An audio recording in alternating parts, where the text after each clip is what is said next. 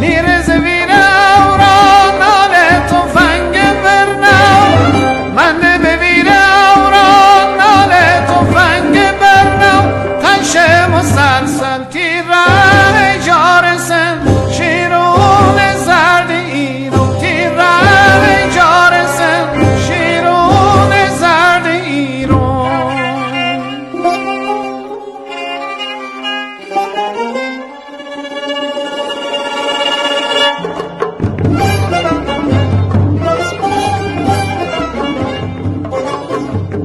چادر افدو به سر عجل دیو قجر. نصرت خان، میشه ظرف 3 سال 4 تا بز میشه 4000 تا؟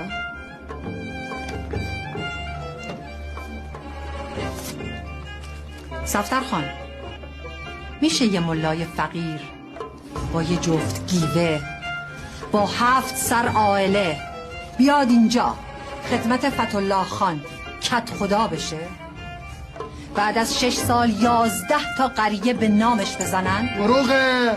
به مصلحت ساعتی عمامه سر میذاری و حلال میکنی، بعد از سر بر میداری و غارت میکنی. هرچه دارند و ندارند رو سند کنید، منتظر صاحبین اصلی یا وارثینشون بمونید. در آخر اگر حکمشون مرگ نبود سوار خر کنید و ده به ده روستا به روستا بگردانید تا عبرت بشن برای وقت.